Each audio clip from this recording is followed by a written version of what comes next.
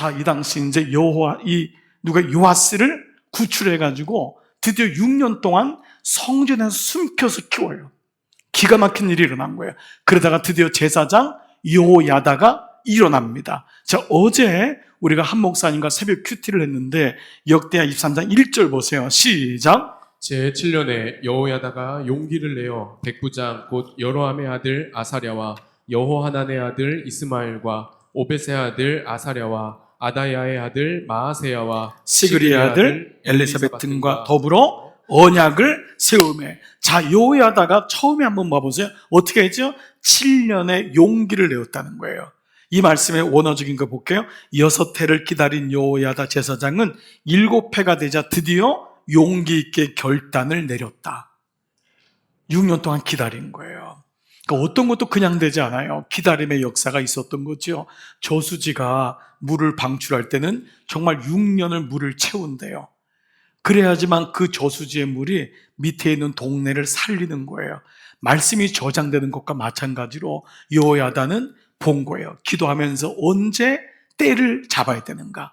하나님의 시간표가 있어요, 우리에게. 그런데 그때 우리가 할 거 뭐냐 하면 뜻을 정하여요. 용기를 내는 거예요. 하나님의 뜻이 하늘에서 이루어졌을 때, 그것이 땅에서 이루어질 때 우리가 그것을 간파하고 마음을 정하는 거예요. 뜻을 정하지 않으면 어떤 것도 이루어지질 않아요. 오늘 보세요. 예배 올 때 물론 당연히 오늘 예배 오는 것이 여러분 어렵지 않은 분이 있을 거예요. 그러나 어제부터 뜻을 정해야 돼요. 어제부터 오늘이 주일이구나. 마음을 먹어야 돼요. 내가 몇 부 예배 가야지. 어떤 옷을 입어야지. 어떤 걸로 교통으로 와야지. 정해야 됩니다. 토요일 날 저녁 때 내일 교회 갈 거예요? 아내가 물었는데 봐서 그런 사람은 거의 올 확률이 없습니다. 뜻을 정하지 않으면 어떤 것도 이루어지지 않습니다. 작은 건데도 뜻을 정해야지 죄하고도 싸워서 이기고 그때 거기서 나올 수 있는 거예요. 뭐든지 그렇습니다. 여호야다는 놀랍게도 지혜 있는 자요. 뜻을 정하여 용기를 내었어요. 그래서 그와 함께 개혁하고자 하는 5사람의 이름이 나오는데 용기를 내자 5사람이 붙어요. 용기를 내자. 아무것도 안 하면 아무것도 이루어지지 않는다. 여러분 그런 말들 많이 들어보셨잖아요. 실제로 우리가 뜻을 정하니까 하나님의 사람들을 붙여주시는데 이 사람과 그 다음에 뭐라 그러죠? 더불어 뭐라고요? 그 뒤에 보세요. 더불어 뭘 세운다고요? 언약을 세우는 거. 동그라미 언약을 세우며. 이게 여호야다가 너무도 귀한 거예요. 그 안에 하나님 말씀이 있는 거예요. 언약이 세워지는 거예요. 이걸 가리켜 성도라고요. 부부 사이에 언약이 있는 사람과 없는 사람은 너희 차이가 있어요. 여러분 부모와 자녀 사이에도 어찌 보면요 혈연으로 맺어진 것처럼 이지만은 그 혈연보다 더 소중한 게 있어요. 하나님 말씀이에요. 말씀이 들어가야 돼요. 성도와도 마찬가지예요. 우리가 왜 하나님의 성도냐면 우리 사이에 하나님 말씀이 세워지는 거예요. 여호야다는 알았어요. 그래서 이 사람들과 언약을 세우는 거예요. 근데 여러분 여호야다 약점, 자기의 아들을 아합과 더불어 연혼하여. 아합과 더불어. 이 사람은 뭐죠? 더불어서 언약을 세우고. 즉 여호야다는 앞에 있는 사람의 약점을 알았던 거예요. 즉 여호야다 왕은, 그 여호사밧 왕은 결혼을 중심으로 해서 자기 인간관계를 맺어 나간 거예요. 그렇지만 오늘 여호야다는 하나님 말씀이 있어야 되는구나. 이게 오래 갑니다. 자, 그런데 이 말씀이 본문에서 이제 이 여호야다가 암흑의 시대를 끝내면서 가장 먼저 한 게 뭔지를 봐보세요.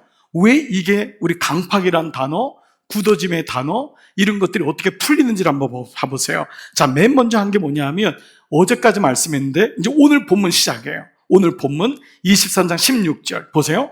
여호야다가 자기와 모든 백성과 왕 사이에, 모든 사이에 뭐를 세웠다고요? 언약을 세우는 말씀을. 이게 여호야다가 정말 지혜로운 거예요. 왜냐하면 요시아도 자기에게는 아들 같은 사람이에요. 애 같다고요. 자기가 그 어렸을 때 갓난아기 때 키웠으니까 7살 때 왕 됐는데 뭘 알겠어요. 그리고 자기도 처음에는 이렇게 잘하다가 엉망될 수 있다고요. 대부분 사람들이 그렇잖아요. 근데 여호야다는 언약을 세우는 거예요. 무례하지 않는 거예요. 그의 마음을 늘 중심에 언약에다가 말씀에다 자기를 비추는 연습을 계속 해나가는 거예요. 그러면서 여호와의 백성이 되리라. 너희들은, 우리는 하나님 백성이다. 정체성에 대한 것을 그들에게 얘기해줘요. 한 사람 여호야다가 이렇게 믿음의 길을 선택하니까 그 다음 구절이 17절의 첫 번째 단어가 뭐냐면 온 국민이에요. 아버지 한 명이 이렇게 중요한 거예요. 어머니 한 명이 이렇게 중요한 거예요. 한 명이 뜻을 정하니까 안 보는 것 같은데 따라오는 거예요. 안 오는 거예요. 역대하 20장 33절 보면은요, 보세요. 산당 많은 제거하지 않는, 산당이 뭐냐 하면 그 사람의 마지막 보루예요. 자존심, 세상의 어떤 것, 자기의, 이거는 건들지 못하는 거예요. 교회는 나오지만 하나님이 건들지 못하는 게 있어요. 제가 아무리 목사지만 얘기해도 여러분이 탁 선을 긋는 게 있어요. 목사님, 여기까지는 들어오지 마세요. 이건 내가 알아서 할게요. 그게 뭔지는 몰라요. 그러나 그 사람만의 산당이 있는 거예요. 고집이든지 선입견이든지 편견이든지 그게 있는데 이거를 철거하지 아니하였으므로 백성이 여전히 마음을 정해서 하나님을 떠나게 되는 거예요. 돌아오지 않는 거예요. 근데 여기 놀랍게도 여전히 마음을 정하는 거, 그의 마음이 굳어 있는 거예요. 굳어 있기 때문에 산당은 깨지 않는 거예요. 여러분, 정말 우리의 마음이 하나님의 은혜로 녹아지고 정말 더 깊어지고 여러분의 그 심령들이 다시 새롭게 되기를 축복합니다. 정말 이게 너무너무 소중한 거예요. 아달랴도 보세요. 결국 그러면 지혜가 안 생겨요. 자기가 욱하는 사람은요, 그것밖에 못 봐요. 사람도 이뤄요, 하나님도 이뤄요. 그러니까 여러분 보세요. 아달랴는 이 누구의 여호야다는 정말 어른인 거예요. 여호야다가 개혁을 해요. 18절 보세요.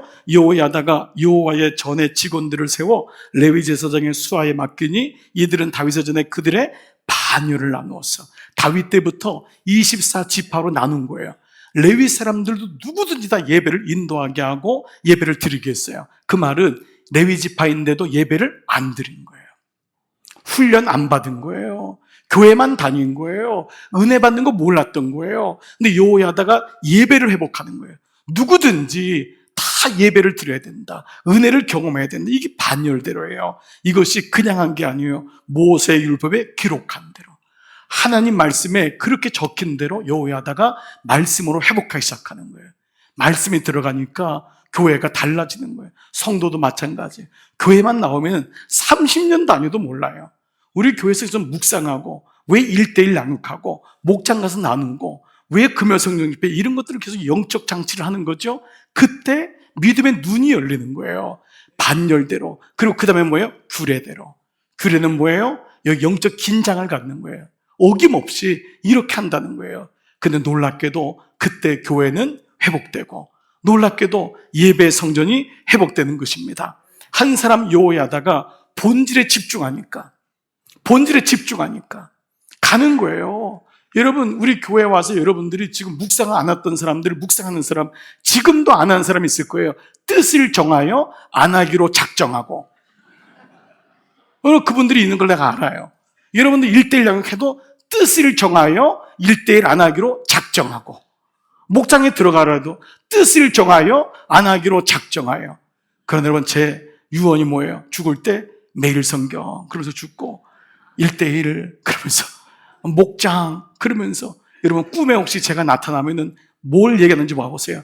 묵상, 양육, 목장 그러면서 여러분, 이게 너무 중요한 거예요.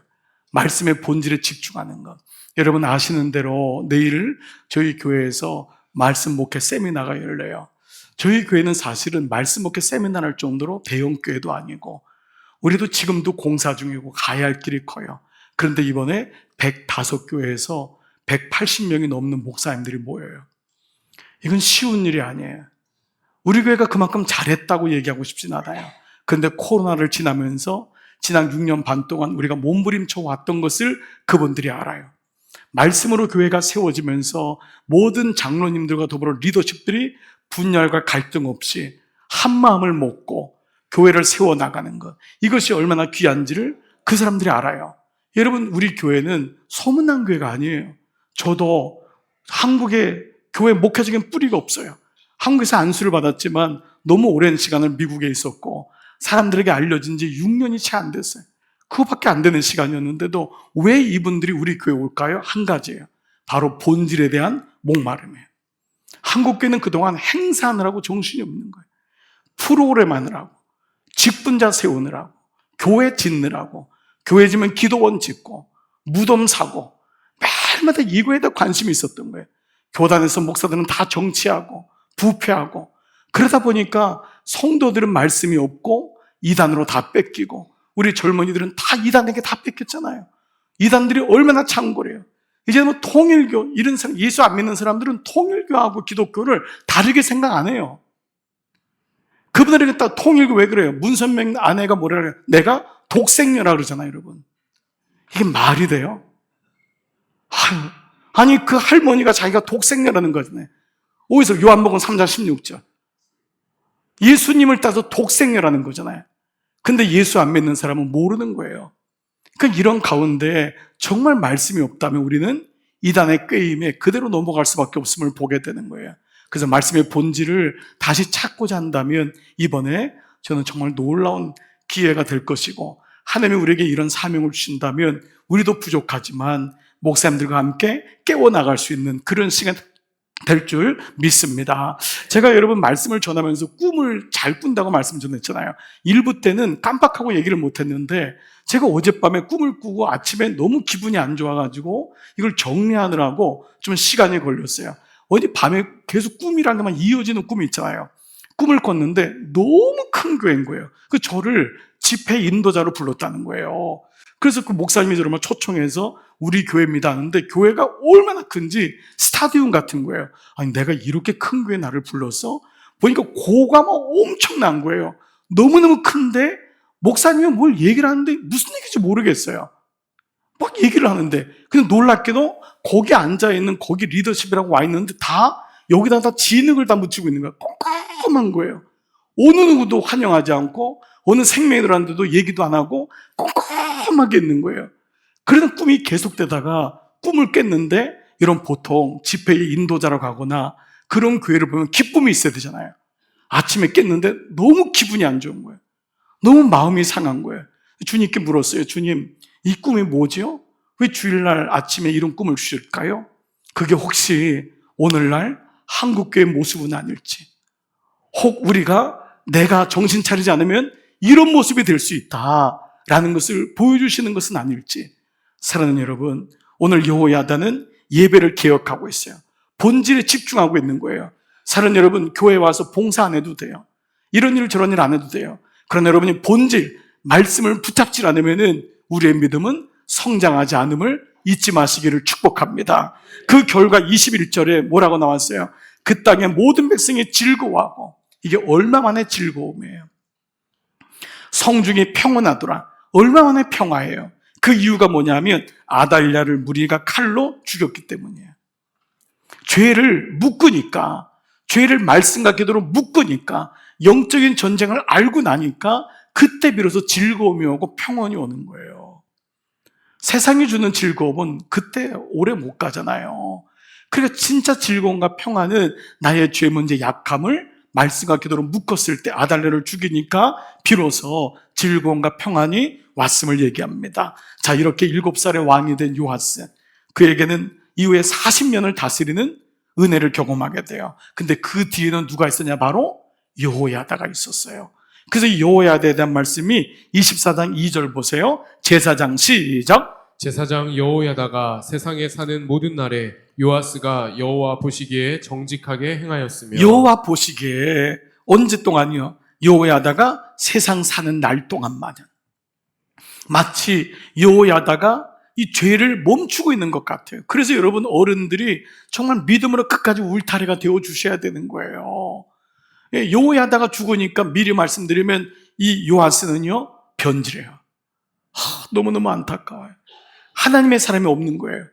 여호야다가 죽으니까 아첨하는 사람들이 대거 등장하면서 요아스는 결국 타락하게 되는 것을 보게 돼요. 자, 이런 가운데 이 요아스는 이 여호야다는 요시야, 자꾸 헷갈려요. 요아스가 아니라 요시야. 요시야에게 세 가지의 바운더리를 도와줘요. 자, 뭘까요? 첫 번째는 바로 혼인의 바운더리를 세우도록 도와줘요. 이게 여호야다가 너무 탁월한 거예요. 자, 3절에 보세요. 여호야다가 그를 두 아내에게 장가들게 하였더니 자녀를 낳았더라. 이 두 아내는 함축적인 의미예요. 그동안 왕들은 수십 명의 아내들을 데리고 있었어요. 이 결혼을 제한시켰어요. 그리고 자녀를 낳게 하면서 기르게 했어요. 자, 이 말의 의미는 뭐냐면 여호야다는 유다의 모든 왕들의 죄가 혼인으로부터 왔음을 알았던 거예요. 가정으로부터 왔음을. 이거 여러분 지금 피눈물 흘리면서 깨닫는 분도 있고, 여러분 중에는 지금 이걸 경계 삼아서 여러분 자녀에 대해서 어떻게 할지도 말씀을 통해서 알아야 되는데, 혼인의 문제의 바운더리를 돕도록 도와줘요. 물론 인생은 요아스가 하는 거예요. 요시아가 하지만 이거를, 이 바운더리를 만드는 거예요. 이게 바운더리잖아요. 그래서 여호야다는 어떻게든지 행복한 삶을 보여주기도 하고 수시로 혼인이 얼마나 중요한지를 얘기합니다. 아무리 나라와 나라가 결혼을 한다 해도 하나님 없는 결혼은 모든 것에 화근이 됨을 말씀하고 있어요. 사랑하는 여러분, 이 문제는 여러분에게 아픔이 될 수도 있어요. 그리고 지금 청년들이나 청장년들, 나이가 어린 자녀들을 가지신 분에게 먼 일이 될 수 있어요. 그렇지만 아파하지도 말고 몰다고 여러분 미루지도 말고 말씀 그대로, 이 말씀이 여러분에게 잘 박힌 못이 되기를 축복합니다. 두 번째, 어떤 걸 도와주냐? 예배의 바운더리를 세우는 데 도와줘요. 이 여호야다는 예배가 너무 중요하다는 걸 알아요. 이거를 그의 삶 속에서 보여주는 거예요. 말로 되나요? 여호야다가 삶으로 보여줬겠죠. 그러니까 이 말씀이 4절에 그 후에 요아스가 여호와의 전을 보호할 뜻을 두고, 뜻은 아무렇게 생기지 않습니다. 여호야다가 이렇게 했을 때 요아스가 마음에 이 마음에 생긴 거예요. 예, 이 마음이 생기니까 이 마음을 갖게 되는, 요아스의 마음에 뜻을 정하는, 이거는 성전을 이게 수리하는 정도가 아니라 예배에 대한 가치를 세워주는 거예요. 가치라는 것은 중요하게 여기는 거죠. 그 가치가 중요한 게 내게 들어오면 가치관이 되는 겁니다. 그 사람에게 돈이 제일 중요하면 그 사람의 돈이 그 사람의 가치관이 돼요.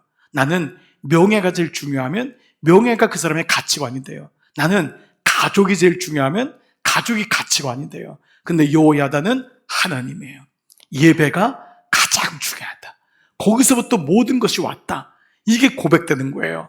사랑하는 여러분, 여러분에게 가장 귀한 분은 누굽니까? 그것이 고백되는 게 뭐예요? 예배인 거예요.